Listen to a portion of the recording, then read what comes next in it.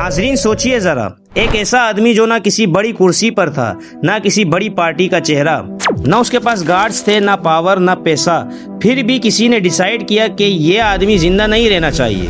اس نے بوم نہیں لگایا، کوئی جنگ کا اعلان نہیں کیا، نہ ہی کسی ملک کو نقصان پہنچایا۔ اس کا جرم صرف اتنا تھا کہ وہ بولتا تھا، سوال کرتا تھا اور چپ رہنے سے انکار کرتا تھا۔ اس کی موت کے بعد نیوز صرف ایک دن چلی اور پھر سب نارمل ہو گیا، لیکن اس کے جنازے میں گلیاں بھر گئی تھیں، لوگوں کا ہجوم تھا۔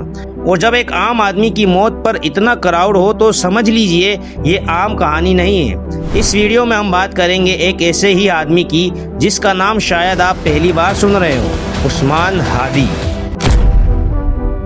ناظرین سوچئے، اگر آج اس ویڈیو کو آپ اسکپ کر دیتے ہیں تو شاید کل جب کوئی اور نام نیوز میں آئے آپ اسے بھی اگنور کر دیں گے۔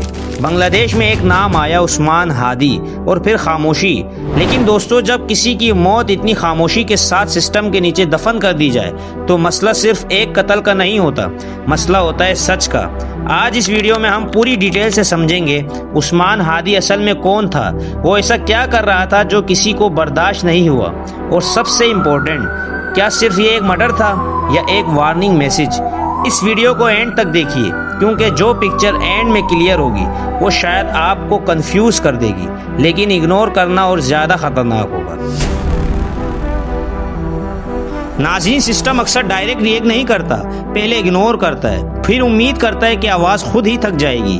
لیکن آواز جب پھیلنے لگے، جب لوگ ریپیٹ کرنا شروع کر دیں، تب وارننگ الارم بجتا ہے۔ رپورٹس اور لوکل ڈسکشنز کے مطابق عثمان ہادی نے کچھ لوکل پاور گروپس کو اوپنلی کوسچن کیا، کچھ ایسے کیسز اٹھائے جہاں انویسٹیگیشن ادھوری چھوڑ دی گئی تھی، اور کچھ ایسے لوگوں کے نام انڈائریکٹلی ہائی لائٹ کیے جن کا نام لینے سے ہر انسان گھبراتا تھا۔ لیکن ناظرین، یہاں ایک بات بہت امپورٹنٹ ہے، عثمان ہادی کسی کو دھمکی نہیں دے رہا تھا، بلکہ وہ سوال پوچھ رہا تھا۔ لیکن ساؤتھ ایشیا میں سوال پوچھنا اکثر دھمکی دینے سے بھی زیادہ خطرناک ہوتا ہے، کیونکہ سوال لوگوں کو اور بھی سوچنے پر مجبور کر دیتا ہے، اور جب سوچ پھیلتی ہے تو کنٹرول کمزور پڑ جاتا ہے۔ ناظرین، یہاں تک لگتا ہے کہ یہ صرف ایک ایکٹیوسٹ اور سسٹم کا کلیش تھا، لیکن اب جو بات آنے والی ہے وہ اس کیس کو صرف پولیٹیکل نہیں، سسٹمیٹک بنا دیتی ہے۔ ناظرین، جو انفارمیشن پبلک ڈومین میں آئی اس کے مطابق عثمان ہادی کی موت رینڈم اسٹریٹ کرائم جیسی نہیں لگتی۔ ٹائمنگ امپورٹنٹ ہے، لوکیشن امپورٹنٹ ہے، اور سب سے زیادہ امپورٹنٹ ہے کلنگ کے بعد کا بیہیویئر۔ نارملی جب کوئی نارمل کرائم ہوتا ہے تو میڈیا میں چرچے ہوتے ہیں، پریس کانفرنس ہوتی ہیں، لیکن یہاں ایسا کچھ بھی نہیں ہوا۔ کچھ اسٹیٹمنٹس آئیں، پھر دھیرے دھیرے کیس ٹھنڈا، اور یہ سائلنس کنسیڈنس نہیں ہوتی۔ ساؤتھ ایشیا میں جب بھی کسی کلنگ کے بعد میڈیا انٹرسٹ ختم ہو جائے، انویسٹیگیشن سلو ہو جائے اور پبلک ڈسکشن ڈسکوریج کی جائے، تو اکثر اس کا مطلب ہوتا ہے کہ کیس انکمفرٹیبل زون میں چلا گیا ہے۔ عثمان ہادی کی موت کے بعد جو سب سے زیادہ پاورفل سین تھا وہ میڈیا ہیڈ لائن نہیں تھی، بلکہ وہ تھا اس کا جنازہ۔ لوکل لوگوں کے مطابق جب عثمان ہادی کا جنازہ نکلا تو وہاں صرف اس کا خاندان نہیں آیا تھا، بلکہ پوری قوم آئی تھی، بہت زیادہ لوگ تھے۔ ناظرین، میں پاکستانی ہوں اور شاید اسی لیے یہ کہانی مجھے بہت فیملیئر لگتی ہے۔ پاکستان ہو، بنگلہ دیش ہو یا انڈیا، پیٹرن آلموسٹ سیم ہے۔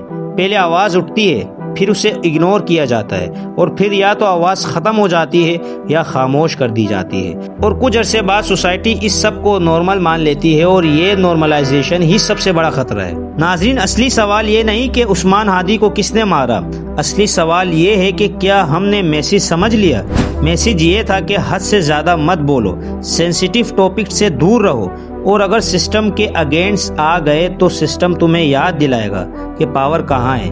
اور جب سوسائٹی اس میسج کو ایکسیپٹ کر لیتی ہے تو پھر کسی کو فورس یوز کرنے کی ضرورت ہی نہیں ہوتی۔ ناظرین، اگر ہم بار بار یہ کہہ کر چپ ہو جائیں کہ یہ ہمارا ملک نہیں، یہ ہمارا مسئلہ نہیں، تو پھر یاد رکھیے ناظرین، کل یہ مسئلہ ہمارے دروازے پر بھی ہو سکتا ہے۔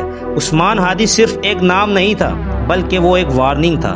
اگر آپ کو لگتا ہے کہ سوال پوچھنا ابھی بھی ضروری ہے تو اس ویڈیو کو صرف لائک مت کریے، بلکہ شیئر کریے، کیونکہ اکثر سچ اس لیے نہیں مرتا کہ وہ جھوٹا ہوتا ہے، بلکہ اس لیے مرتا ہے کہ لوگ اسے اکیلا چھوڑ دیتے ہیں۔